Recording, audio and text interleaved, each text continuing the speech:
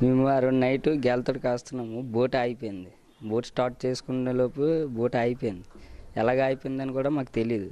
తెలియపోతే అలాగా బోట్ అయిపోయి తేలికెళ్ళిపోయింది. తేలికెళ్ళిపోయి water cross అయిపోయింది.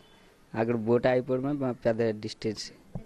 ఈ లోపు నేవీ షిప్ వచ్చి కలేసి తీసుకెళ్ళిపోయారు. బోటుకి రోప్ వేసుకొని తీసుకెళ్ళిపోయిన తర్వాత అక్కడ ఫస్ట్ స్టేషన్లో పెట్టారు. స్టేషన్లో పెట్టి ఫుడ్ ఏమి పెట్టలేదు. ఒక రొట్టున ఒక అరటిపండు ఇచ్చారు. ఆ తర్వాత స్టేషన్ అయిపోయిన తర్వాత జైలుకి అప్పచెప్పారు. జైల్లో అప్పచెప్పిన తర్వాత చూసుకోవడం బాగా చూసుకున్నారు. కానీ ఫుడ్ దగ్గరే కొద్దిగా ఇదయ్యేది. ఫుడ్ తినాలనిపించేది కాదు.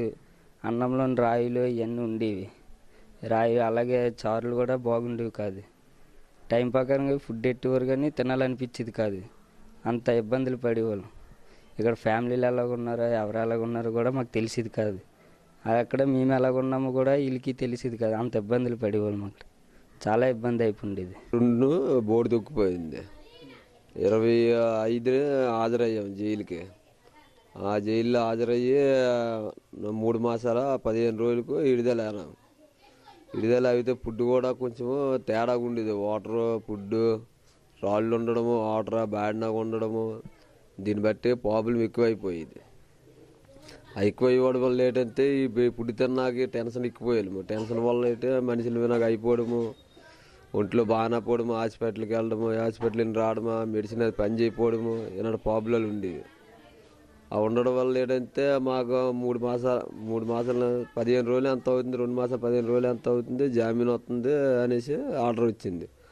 ఆర్డర్ రాగానే ఏమించి అక్కడికి వచ్చి మమ్మల్ని తీసుకొచ్చి అతను ఏమించి తీసుకొచ్చి పాస్పోర్ట్ వేసా అన్నీ ఉన్నాయి. అతను తీసుకొచ్చి జానకిరావు అక్కడ మమ్మల్ని పొటేబులో తీసుకొని బోటు దగ్గర ఉండి ఒక గంట గడి ఉండి దిగబెట్టేసి అప్పుడు వెళ్ళిపోయాడు.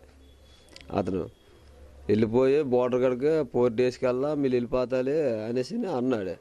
బోర్డర్ కాడ క్యాచ్ చేయకపోతే అక్కడ ఒక రోజు లేట్ అయిపోయింది. అక్కడ లేట్ అయిపోగల ఏమించి ఇక్కడికి ఏమించి 2వ తేదీని వచ్చాము. మనుషులు అయితే ఎలాగైతే ఉడిపించుకొచ్చారో ఇప్పుడు మాకు కూడా కొద్దిగా ఆదుకోవాలని మేము ప్రార్థన చేస్తున్నాము. మిమ్మల్ని అడుక్కుంటున్నాను నేను. దయచేసి మా మాట మీరు అర్థం చేసుకోండి సార్. మౌలి గారు, భర్త గారు, అందరం మేడము, నోకల మేడం గారు, మౌలి గారు, చంద్రబాబు నాయుడు, కళ్యాణ్ బాబు చేపల మత్స్యకారులు ఉండిపోవాలంటే చేపల కూడా బాగా ఆదుకుంటారని మాకు తెలుసు. కళ్యాణ్ బాబు గారు మేము కోరుకుంటున్నాము. దయచేసి నీకు నమస్కారం అండి. మా అబ్బాయిని తీసుకొచ్చినందుకు. మా అబ్బాయికి నేను 2వ తారీఖున పుట్టినరోజు అయిందండి. చాలా చాలా థ్యాంక్స్ అండి. పుట్టినరోజు నాడు మా అబ్బాయిని అప్పచెప్పారు మాకు. మీకు రుణపడి ఉంటామండి. మా బాధ మీరు ఆలకిచ్చి కనీసం మాకు ఎంతో కొంత మాకు అందుబాటులో ఉంటే మా సహాయకారం మాకు చేయండి సార్.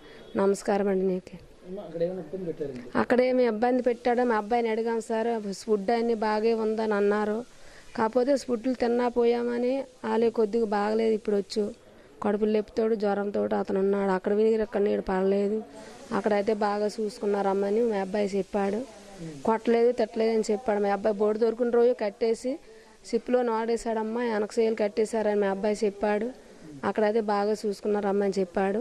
ఇప్పుడు ఈ పిల్లడికి ఏంటంటే కొద్దిగా ఒంట్లో బాగలేక తీసుకెళ్ళడానికి కూడా హాస్పిటల్ తీసుకెళ్ళడానికి కూడా మాకు చాలా ఇబ్బందిగా ఉందండి. డబ్బులు కూడా లేవు. పిల్లలు ఫీజులు కట్టుకోవడం అన్నీ కట్టుకోవడం. మీరు ఏదో ఎంతో కొంత వేస్తారని మేము ధైర్యంగా ఉన్నాము.